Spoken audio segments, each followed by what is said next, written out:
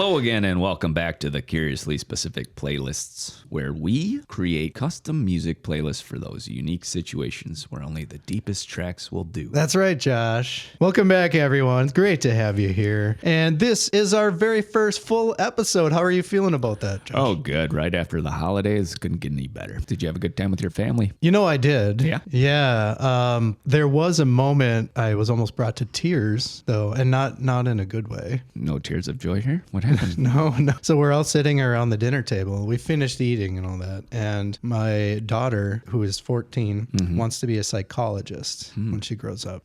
She just sits down, tilts her glasses down a little, stares right into my eyes, and starts just like reading me like a therapist. And she starts talking about like, you are a person who uses humor as a mask to hide your feelings and to protect yourself from criticism. Like, what is happening here? I remember when you were born. This is not fair that you do this to me. I guess that'll save you money in the long run.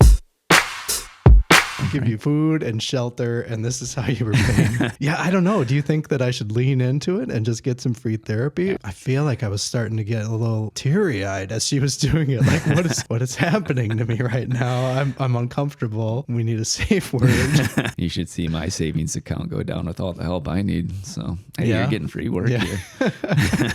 I guess so. I mean, maybe if you get to know her a little bit, she could analyze you. We'll call it an internship for her. When does she get done with school? So, I mean, that's kind of how my holidays went. Other than that, you know, it's great playing with the niece and the nephew and all that. That's eating fun. way too much food. Yeah. What was yours like? Oh, it was good. I went to my brother's house, and my nephew likes me to just dig him up with snow or pile snow on him. Dig him up with snow. I guess, yeah, I What? phrased that wrong. Pile him up with snow. Wait, so, I mean, either way you phrase that, it sounds like you fully bury this kid Yeah, absolutely. in snow. Yeah. And then how long is it before you dig him back up? It was a good 5 minutes until I can. Did you leave a little pocket of air in there or something? Yeah, he's got a straw, of course. Okay. Yeah. All right. Yeah. All right. That's cool. Logistics first. Yeah. So what caused you to bury your nephew in a pile of snow? What did he do to you? He asked for it, you know. He asked for it. I don't think that came out the way you wanted to. He asked for it. I feel like we shouldn't push any more into this story here. I don't want you to get in trouble. I'd have to host this all by myself, and you're the one with the nice voice. Every episode, we choose a voicemail from a listener who has requested a playlist for their specific situation. So let's go ahead and listen to today's voicemail. Up first is our friend from Surprise, Arizona named Steve. Steve has a passion for swinging, a passion for outdoors. A passion for swinging? Oh, I guess there's more ways of looking at that word. Hi, I am Steve from Surprise, Arizona. I play a lot of golf year-round, and right now I'm in a slump. So I was wondering, I need a lot of practice. I was wondering if you guys could make a playlist for me while I'm practicing my golf game. Thanks, guys. Steve is in a slump. We got to. That's no good. Dig him out. What are we going to do? You think that our music could pull him out of a slump? I think so. We got a couple mulligans up our sleeve. This could be a big business for us if we can like figure out how to get golfers out of slumps. Golfers are rich. Say goodbye to those. They would pay good money for that. golf Zen books. This may be our last episode if this works. Yeah. Josh, are you a golfer? Yeah, I've golfed a little bit in my time. Okay, that's good. I feel like that's going to help us out a bit. Yeah. So, Got some like, input. what is your handicap? Oh, boy. I think last I checked, I was around like a 20, 25, which is Is not that great. good? No, that's terrible. That's terrible. Yeah. Yeah, have you ever golfed? Is it obvious? No, I mean, yes, I have golfed. I'm not a golfer. When I was in junior high, I took lessons one summer. I didn't have any golf clubs, so I used my mom's clubs. Okay. She used to golf when she was younger. Yeah. And I actually won a tournament. Nice. Yeah, at the end of the season, we had a tournament, and I Wow. won first low net, which I think means that my handicap was so high that it took so many strokes off of my total that my net score won. Nice. But I was terrible. When I was in junior golf, I golfed a tournament. I think there were two divisions, Division A and Division B, and I went directly to Division B. I ended up getting in a shoot-off for the winner. A shoot off. Yeah, but I had broken my arm, and I was playing with one arm in a cast, and we went into extra holes. Please tell me you won. I won Whoa! only because I had a 14 on, like a par 4, and the other guy had a 15. So How many arms was he playing with? he was playing with two. All Yeah, two. yeah. So that's amazing. Yeah. Except he only had one leg. So Oh. So what is like what's one of the stranger things that you've seen while you're out on the golf course? good question. Maybe while you're thinking about that, I could tell you about my experience as a caddy. Sure. Yeah. Okay. Yeah, Where yeah. were so you a caddy at? I was a caddy at this ritzy private golf club. It was on the other side of town. So like my mom had to drive me over there in the station wagon. I was like 13 or 14. And I went through all the training and everything, like a week worth of training. It was a lot of Wow. time, I thought. Dedication. Didn't get paid for any of it. And then once I was trained, then what you would do is you would show up to work, say goodbye to your mom, tell her when to come pick you up later. And then you go sit in the caddy shack. Yeah. And just sit and wait until a golfer would come along and need a caddy. And there would be like 15 people in there just also waiting for someone to pick them. And then they come in and you kind of sit up straight. Like, Yep. look at me.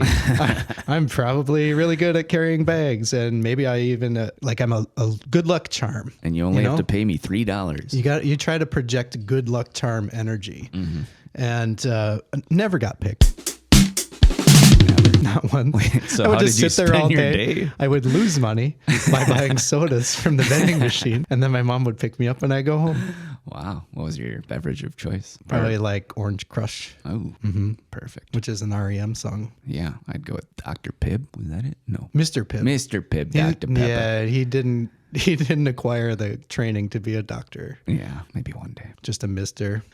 So wouldn't recommend the caddy thing. But so did you think of anything? I would go golfing with my dad. There was this particular hole with some trees down on the left, and he would always hit it down into there, and there was a little stream, and there was this blackbird that just hated us being around. Children? And it one time swooped in and knocked his hat right off. I like that. Yeah. Well, let's count it. Bada bing. So, Paul, you say you're a terrible golfer. Yeah, Do you that's have true. any examples or scenarios where you can explain why you feel Yeah, that way? Yeah? I do. Okay. There is one thing that comes to mind. So I'm up in northern Minnesota with my extended family, right? We were there staying at a cabin for a few days, and my cousins are big golfers. And so they wanted to go out golfing. There's this place in town called a pitch and putt. You know what a Ooh. pitch and putt is? Could you describe it for our listeners if you do? What I would guess is it's just like a smaller version of a golf course with less distance. So Yeah, you're just yeah, it's pretty chipping, much it. Putting onto the green. Yeah, that's right. Yeah. So there's no driving. You just chip, you putt. It's all like par 3. Probably no Bada carts bing, either. bada boom. You're all done.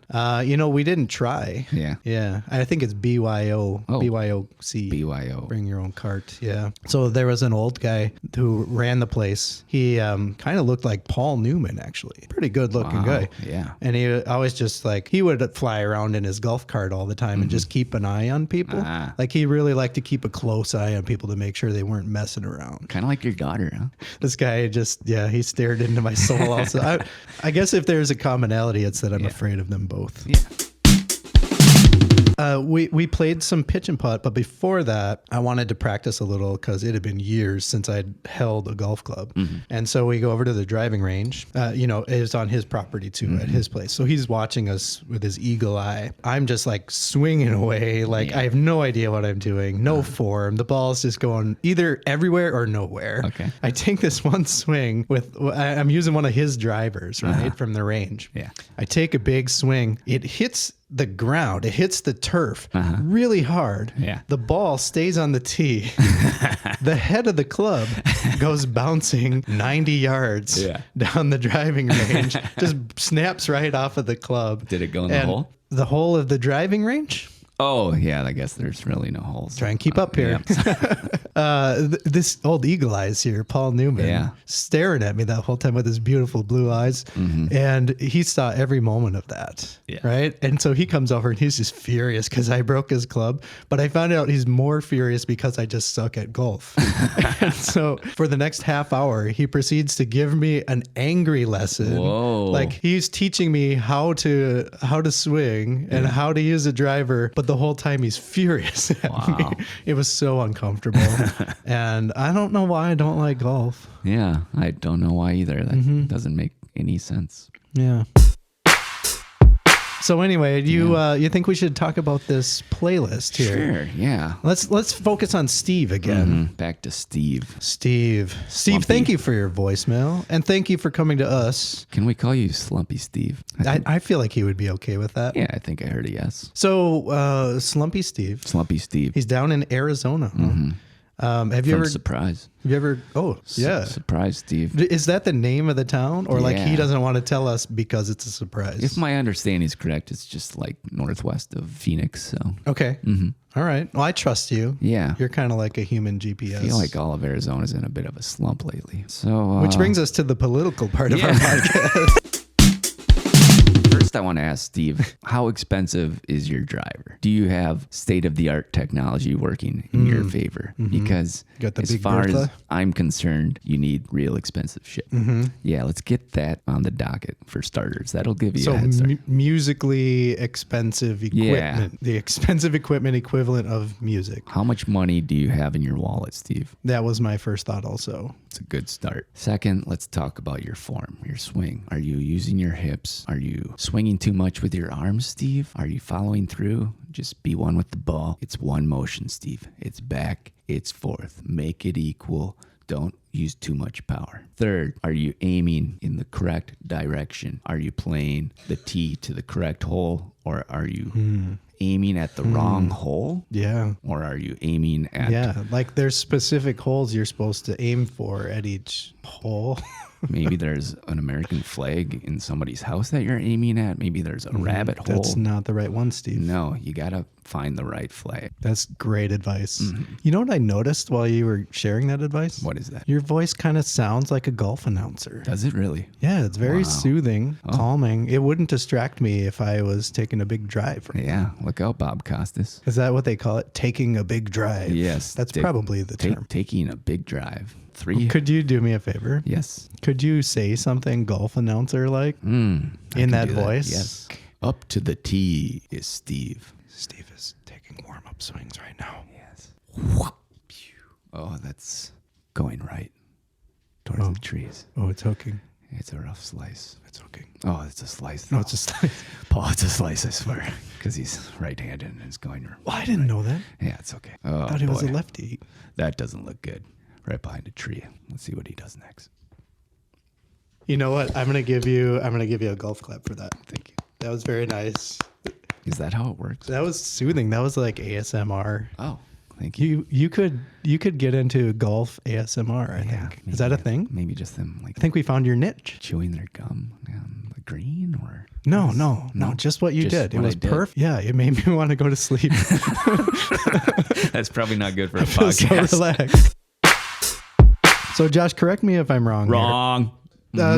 Just don't say anything Okay. for a little bit. Kind of how I'm feeling about this playlist. Yeah, what's up? It seems like we have come up with some ideas of how we want it to flow. First of all, we talked about like we need to commiserate with Slumpy Steve. He's in a rough place. And we need to Absolutely. be there with him. Sounds like we need to just get him to relax. Yeah. Like maybe get those hips moving a little bit. Get into that flow. Yeah. And then I feel like that next swing that he takes is going to be like, what do you call it in golf? Like a good swing. Great shot. Yeah, a great shot. That's the term. Yeah, feed the it's ball. going to be a great shot. And then he's going to want to have some music at the end to probably celebrate that Yeah. before he calls us to thank us for getting him out of his slump.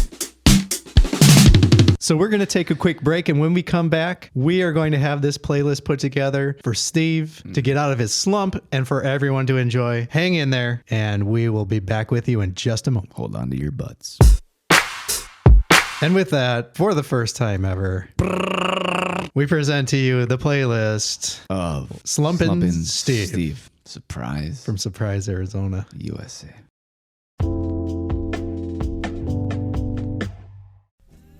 Hey folks, Josh here. I think Paul's in the kitchen right now making me a sandwich or something.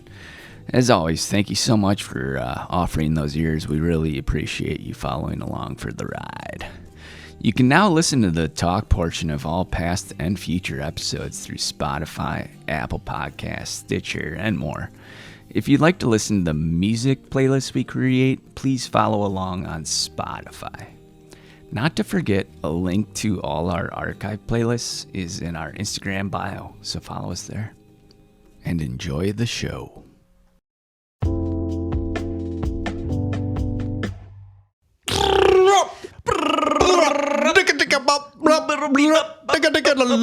Hey, Steve. Steve. You still there? You around? Did you like the playlist, Steve? we Did it help work? ya? Did we help you? You should let us know. Send us another voice message, Steve, or an email, or follow us on Instagram. We need that feedback. We do. And we hope you all enjoyed that first playlist, our Slumpin' Steve playlist. Please let us know. Follow us on Instagram and let us know if you have a curiously specific situation that you want a playlist for. And we may feature that on an upcoming episode, right, Josh? Mm-hmm. See, told you. Yep, I'm a yes.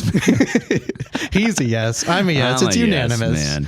So thank you all for listening. Thank you Have so a much. wonderful time. And until next episode, stay curiously specific. You know, Paul, if this is the last episode we ever do together, it was a true pleasure. Put it there, buddy. Been an honor, sir.